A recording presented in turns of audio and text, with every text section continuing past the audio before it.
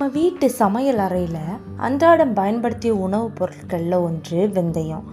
என்ன சமைத்தாலும் அது பெரும்பாலும் வெந்தயத்தின் பங்கும் கொஞ்சம் இருக்கும். எதற்காக சேர்க்குறோம் என்றே நமக்கு தெரியாது. ஆனால் வெந்தயம் கண்டிப்பாக நம்ம உணவுப் பொருட்களில் டெய்லியும் நம்ம சேர்த்துட்டு வரோம். நம்ம எல்லோரும் நினச்சிக்கிட்டு இருக்கோம் வெந்தயம் குளிர்ச்சியை மட்டும்தான் தரும். அதுக்கு மேலே நிறைய நன்மைகளை தருதுன்னு நமக்கு தெரியுமா? வாங்க பார்க்கலாம். இந்த வீடியோக்குள்ளே போகிறதுக்கு முன்னாடி நம்ம சேனலை சப்ஸ்கிரைப் பண்ணாதவங்க சப்ஸ்கிரைப் பண்ணுங்கள். பக்கத்தில் இருக்க பெல் ஐக்கானை கிளிக் பண்ணுங்கள். அப்போ தான் நான் போடுற வீடியோஸ் உங்களுக்கு நோட்டிஃபிகேஷனாக வரும். வாங்க வீடியோக்குள்ளே போகலாம். அதை பார்க்கக்கூடிய நன்மை என்னென்னா மாதவிடாய் காலத்தில் சில பெண்கள் அதிக உஷ்ணமாக காணப்படுவாங்க. அப்போது கடினமான வயிற்று வலியும் ஏற்படும். அந்த நேரத்தில் வெந்தயம் சாப்பிடுவது சற்று வெப்பத்தை தணிப்பதுடன் வலியையும் குறைக்கும்.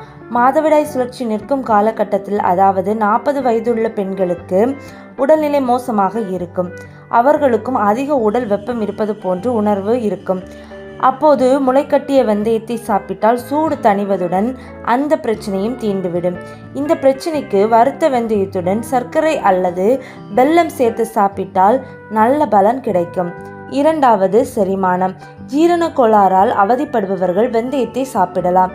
வெறும் வெந்தயத்தையோ அல்லது முளைக்கட்டிய வெந்தயத்தையோ சாப்பிட்டால் செரிமான பிரச்சனை நீங்குவதுடன் வாயு தொல்லை இருந்தாலும் நீங்கிவிடும். மூன்றாவது, தலைமுடி வளர்ச்சி. தலைமுடி வளர்ச்சியில் வெந்தயத்தின் பங்கு முக்கியமானது. அதிலுள்ள எண்ணெய் பசை முடி வளர்ச்சிக்கு உதவுவதால் தலைக்கு தேய்க்கும் எண்ணெய் தயாரிப்பில் வெந்தயமும் பயன்படுத்தப்படுகிறது.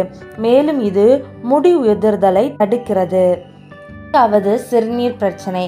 சிறுநீர் சம்பந்தப்பட்ட பிரச்சனை உள்ளவர்கள் வெந்தயத்தை உணவில் சேர்த்து கொள்ளலாம். இது உடலை குளிர்விப்பதுடன் உடல் வறட்சியை நீக்கி சிறுநீர் பெருக்குகிறது. இதனால் சிறுநீரக நோய்கள் வராமல் தடுக்கப்படுகிறது. ஐந்தாவது, தாய்ப்பால்.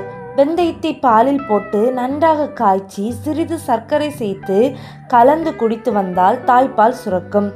மேலும் சாதம் வடித்த கஞ்சியில் வெந்தயத்தை சேர்த்து காய்ச்சி குடித்தால் தாய்ப்பால் சுரப்பு சீராகும். ஆறாவது, இரத்தத்தில் சர்க்கரை அளவு.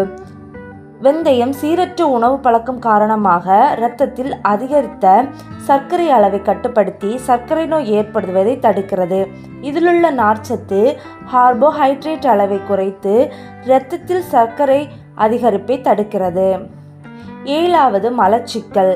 தினசரி வெந்தயம் சாப்பிடுவதால் மலச்சிக்கல் நீங்கும். சாப்பிடும் உணவை நன்கு செரித்து வயிற்றை சுத்தமாக வைத்துக்கொள்ள வெந்தயம் உதவுகிறது.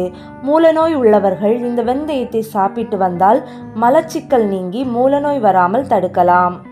ஏழாவது, முகப்பரு. வெந்தயத்தை மேற்குறிப்பிட்டபடி தினசரி, அதாவது பிரச்சனை நீங்கும் வரை முகத்தில் தடவி சுமார் 30 நிமிடங்கள் உலர வைத்து கழுவினால் முகப்பரு நீங்கும். எட்டாவது, உடல் எடை குறைக்கும். உடல் எடை குறைக்க வேண்டுமா? அப்படி என்றால் நீங்கள் எடுத்துக்கொள்ள வேண்டிய உணவு வெந்தயம். வெந்தயம் தினசரி தண்ணீரில் ஊற வைத்து 2 டம்ளர்கள் குடித்தால் உடல் எடை அதிகப்படியாக குறைவதை உணரலாம். உடல் எடை குறைகிறது என்பதற்காக அதிகப்படியான வெந்தயத்தையும் எடுத்துக்கொள்ளவே கூடாது. அது பிந்தைய காலத்தில் உங்களுக்கு ஆபத்தாகவே முடியும்.